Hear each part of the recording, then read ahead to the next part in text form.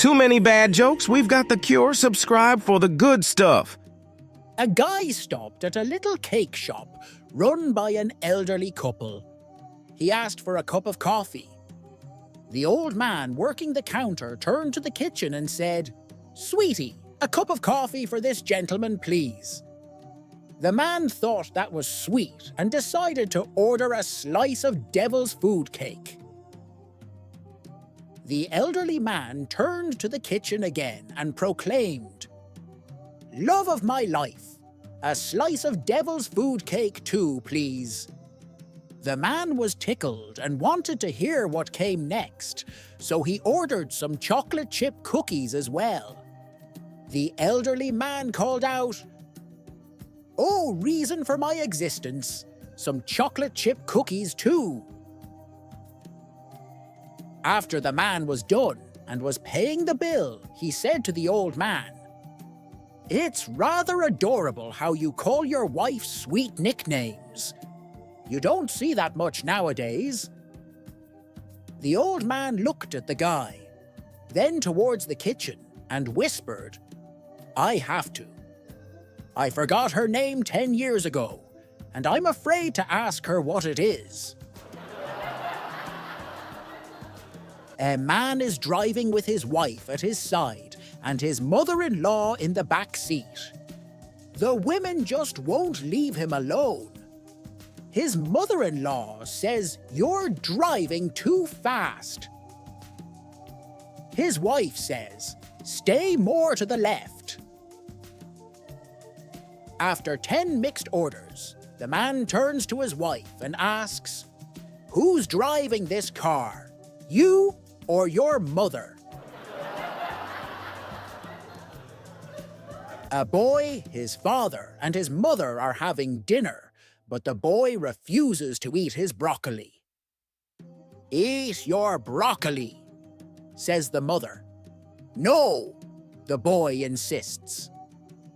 The father leans over, whispers something in his ear, and just like that, the boy quickly eats his broccoli and goes to his room. Surprised, the mother asks, "What did you tell him?" The father grins. "I told him that if he didn't eat his broccoli, his mick wouldn't grow." The mother suddenly stands up and slaps him. "Ow! What was that for?" he asks, shocked. She huffs, "For not eating your broccoli when you were a kid?" On the way back from school, a grandson asked his grandpa, "Hey, Grandpa, what's the difference between a wife and a girlfriend?" Grandpa chuckled and replied, "Well, son, a wife is like a TV, and a girlfriend is like a mobile phone. At home, you watch TV, but when you go out, you bring your mobile. The TV is pretty much free once you get it, but a mobile can cut you off if you stop paying. TV is big, familiar, and doesn't travel much, but the mobile, it's slim, portable, and more demanding. The TV comes with a remote, but the mobile, nope. You have to manage it yourself. And here's the thing, the mobile lets you talk and listen, but with the TV, you're just listening, whether you like it or not. And remember, son, the TV doesn't get viruses, but mobiles do. They're also easier to hack or steal, so if you're looking for something steady and reliable, maybe stick with the TV. A college math professor and his wife are both 60 years old. The teacher asks her students to create a sentence using the phrase, "I suspected." Katrina raises her hand first and says, "Yesterday, my mother washed the dishes by hand. I suspected that the dishwasher was broken." "Very good," says the teacher. Next, Thomas says, "This morning, my father went to work with an umbrella. I suspected it might rain." "Excellent," the teacher says. Then little Johnny stands up and says, Yesterday, I saw my grandpa leave the house with a newspaper under his arm, and he went behind a bush. I suspected. The teacher quickly interrupts him, saying, "Johnny, you shouldn't assume anything about your grandfather. Let's be respectful." "Please, teacher," Johnny pleads, "let me finish my sentence." The teacher sighs. "All right, go ahead." Johnny continues, "As I was saying, I saw my grandpa with a newspaper under his arm, going behind a bush. I suspected I knew what he was up to, because I know he can't read." One night, a man was driving home late, but he was exhausted and still had several hours to go.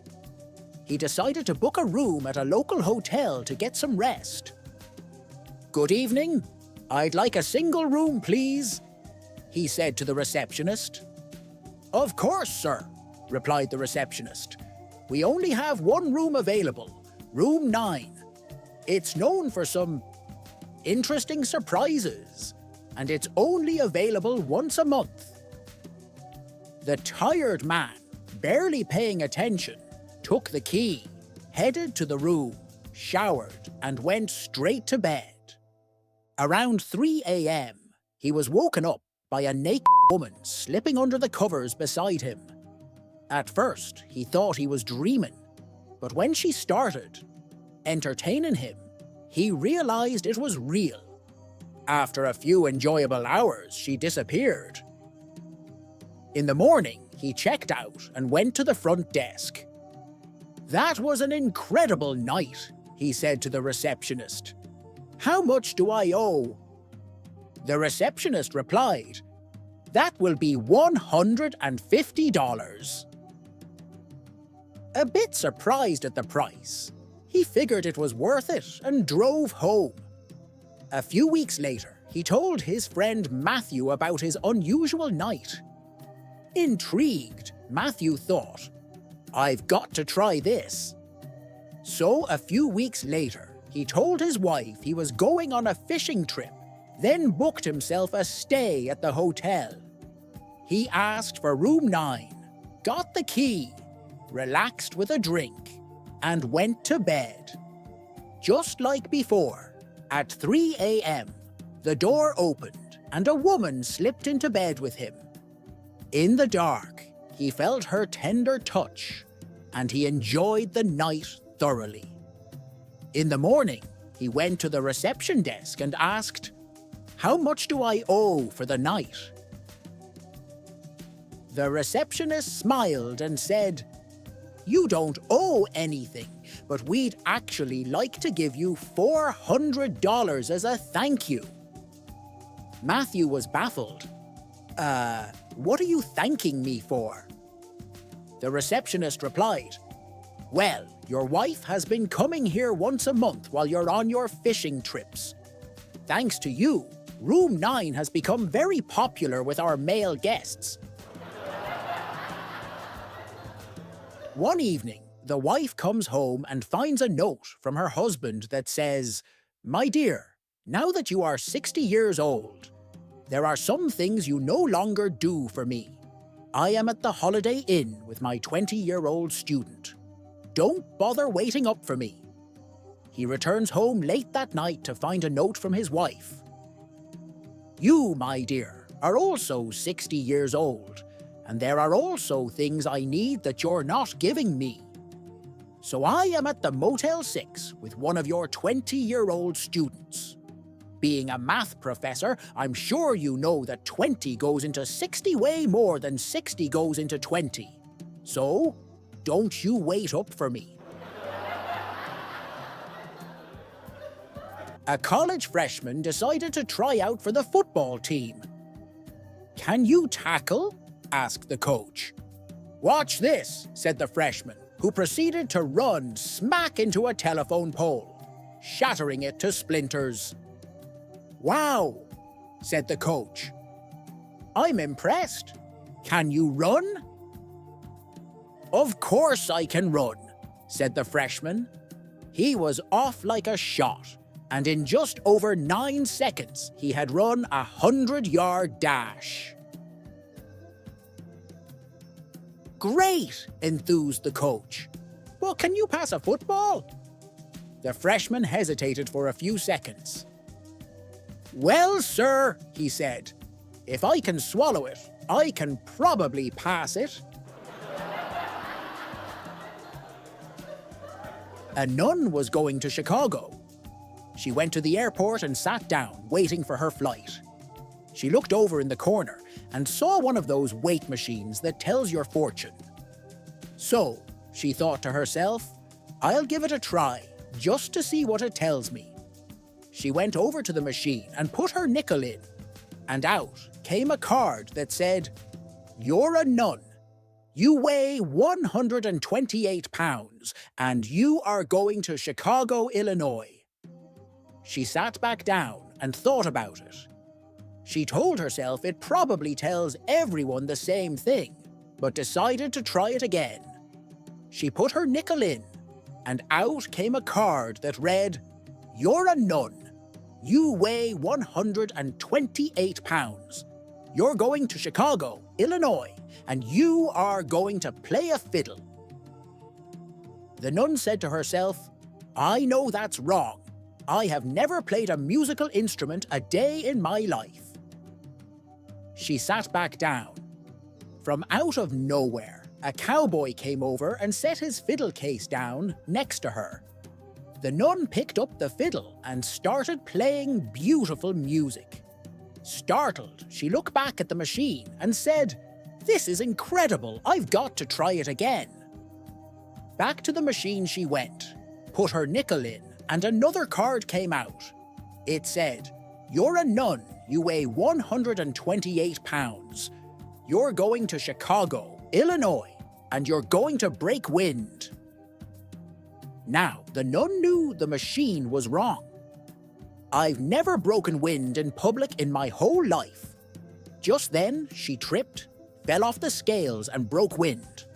Stunned, she sat back down and looked at the machine. She said to herself, This is truly unbelievable. I've got to try it one more time. She went back to the machine, put her nickel in and collected the card. It said, You're a nun. You weigh 128 pounds. You have fiddled and around and missed your flight to Chicago.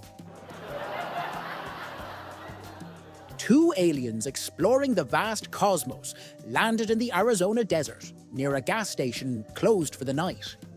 The strange, quiet landscape intrigued them, and hoping to make contact with Earth's inhabitants, they approached a gas pump.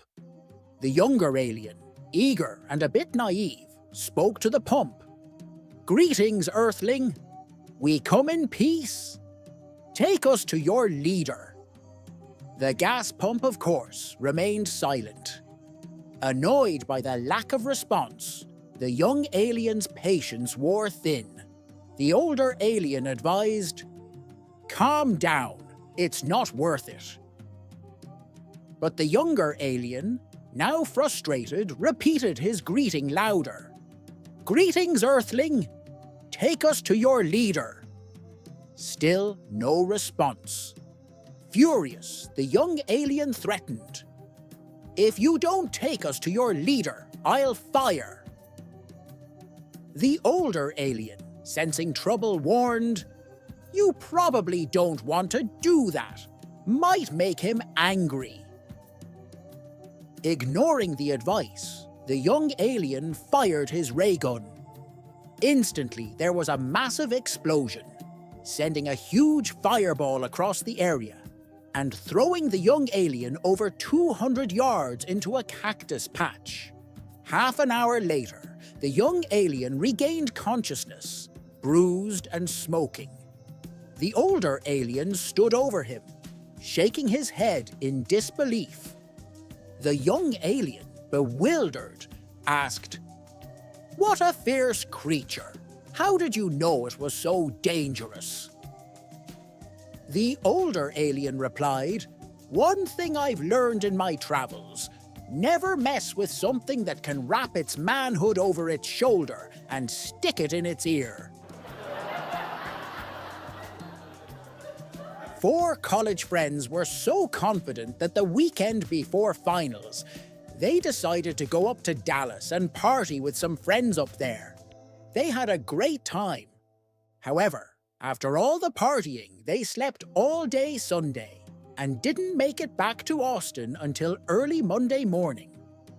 Rather than taking the final then, they decided to find their professor after the final and explain to him why they missed it. They explained that they had gone to Dallas for the weekend with the plan to come back and study, but unfortunately, they had a flat tire on the way back, didn't have a spare, and couldn't get help for a long time. As a result, they missed the final. The professor thought it over, and then agreed they could make up the final the following day. The guys were elated and relieved. They studied that night and went in the next day at the time the professor had told them. He placed them in separate rooms and handed each of them a test booklet and told them to begin. They looked at the first problem, worth 5 points. It was something simple about free radical formation. Cool, they thought at the same time, each one in his separate room. This is going to be easy. Each finished the problem and then turned the page. On the second page was written, for 95 points, which tire? A teacher was teaching her second grade class about the government. So, for homework that one day, she told her students to ask their parents what the government is. When little Johnny got home that day, he went up to his dad and asked his what the government was. His dad thought for a while and answered, "Look at it this way. I'm the president. Your mom is Congress. Your maid is the workforce. You are the people and your baby brother is the future." "I still don't get it," responded the little Johnny. "Why don't you sleep on it then? Maybe you'll understand it better," said the dad. "Okay then. Good night," said little Johnny went off to bed. In the middle of the night, little Johnny was awakened by his baby brother's crying. He went to his baby brother's crib and found that his baby brother had taken a snarl in his diaper. So little Johnny went to his parents' room to get help. When he got to his parents' bedroom, he looked through the keyhole to check if his parents were asleep. Through the keyhole, he saw his mom loudly snoring, but his dad wasn't there. So he went to the maid's room. When he looked through the maid's room keyhole, he saw his dad having with his maid. Little Johnny was surprised, but then he just realized something and thinks aloud, "Oh, now I understand the government. The president is screwing the workforce. Congress is fast asleep. Nobody cares about the people. And the future is full of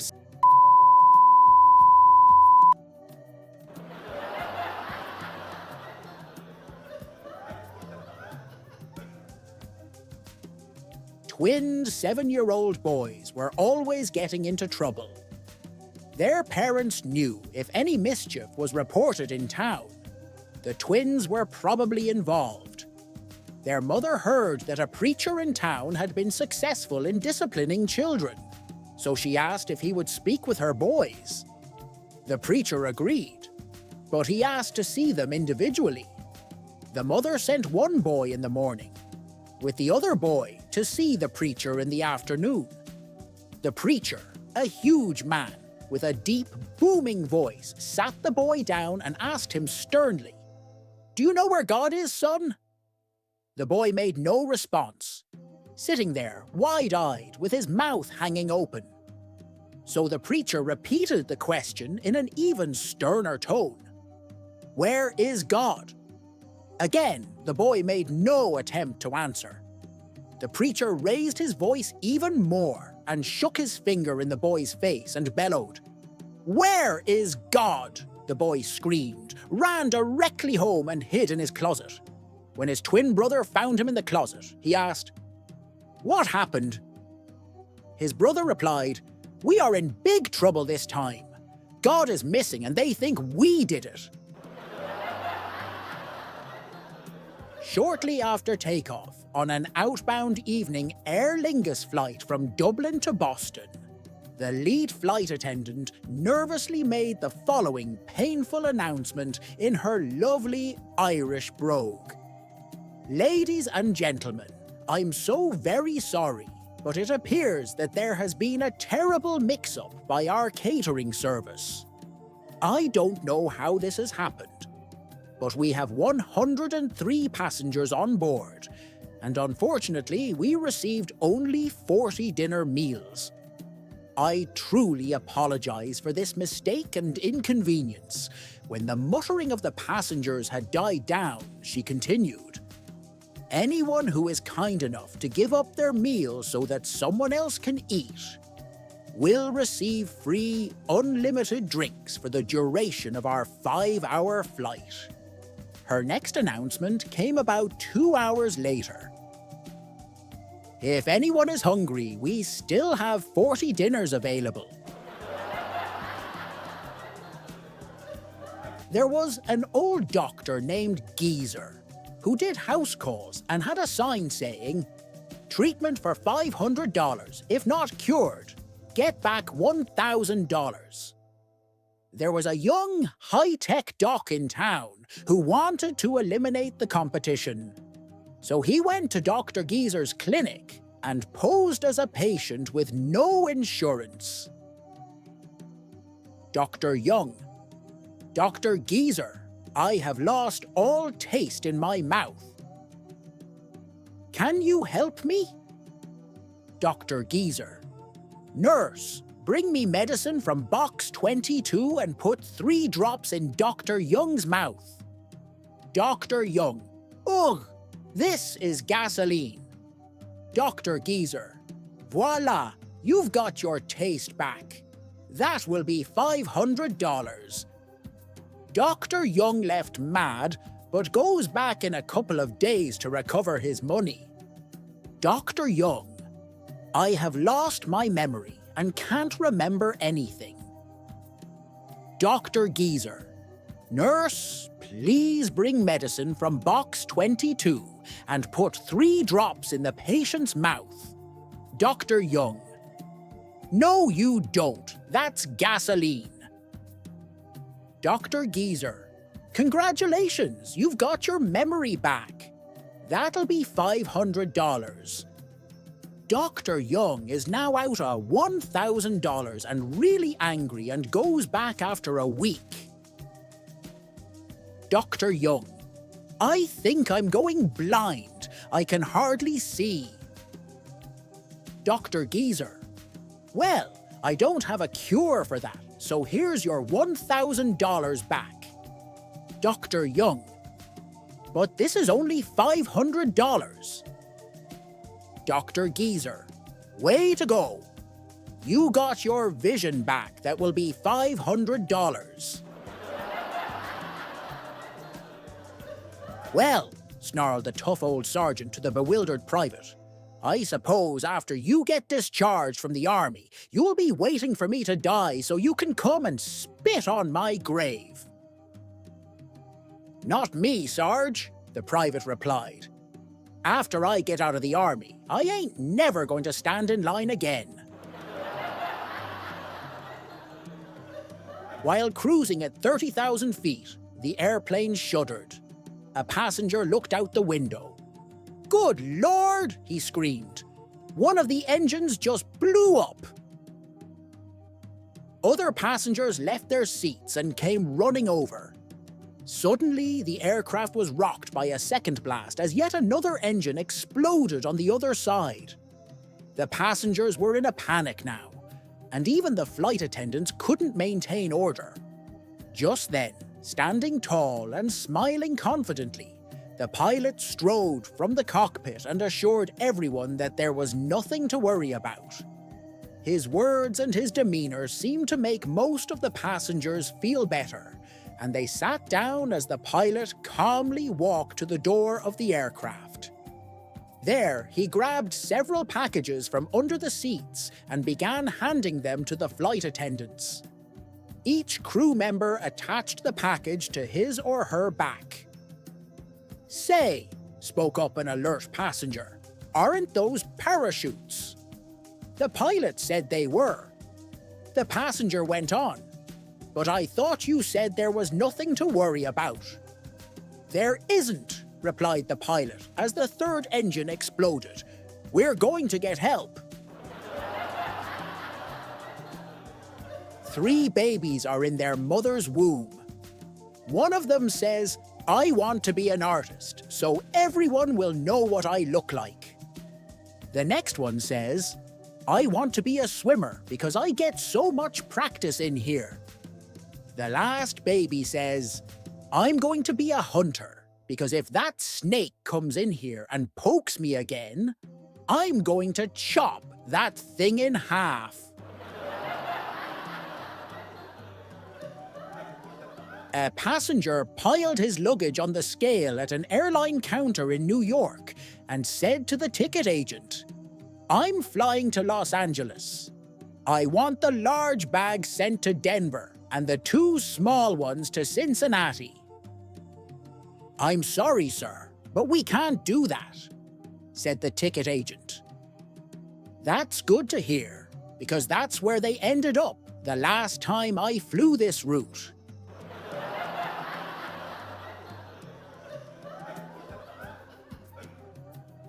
A man was out to lunch with his friend one day. The man was explaining to his friend how he had been exploring and studying different methods of healthy eating and its effects on your body. "After all," he said, "you are what you eat." The man sat down at a table with a salad, elite vinaigrette dressing, and a small unsweetened green tea, while his friend had a fried chicken sandwich, a large Coke, and fries with some extra salt on the side. As they were about to dig into their meal, the man realized he didn't grab a fork for his salad. As he was off getting his fork, his friend, playing a prank, dumped some of his extra salt into the man's tea. The man returned, sat, and took a sip of his tea and gagged instantly, spitting the tea all over the table. Immediately furious, the man snapped, "What the did you do to my tea?" The friend answered the question with a question. "Didn't you say that you are what you eat?" The man's expression shifted from anger to disappointment. "If so, then this prank must have made you a little salty." Yoruba the A-man secretly wants to get rid of his wife's cat, so he decides to abandon it. He puts it into his car, drives a few blocks away, then drops the cat off and drives home. 10 minutes later, the cat is back home again. Well, the man thinks to himself, maybe it was a little too short a distance. He gets back in his car with the cat, drives 5 miles and sets it free. Not 20 minutes later, the cat is back home. That's enough, the man thinks to himself. He puts the cat in his car and drives 50 miles, then through a forest, over a bridge, and finally abandons the cat in the middle of a clearing. A half an hour later, the man calls home. "Is the cat there?" he asks his wife. "Yes, why?" answers his wife. The man replies, "Put it on the phone. I need directions." Joe is on his last day at work as a mailman. He receives many thank you cards and monetary gifts along his route. When he gets to the very last house, he is greeted by a gorgeous housewife, who invites him in for lunch. Joe happily accepts. After lunch, the woman invites him up to the bedroom for some dessert. Joe happily accepts again. When they are done, The woman gives him $1. Joe asks what the dollar is all about. The woman replies, "It was my husband's suggestion. When I told him that it was your last day at work, he told me, give him $1. The lunch was my idea."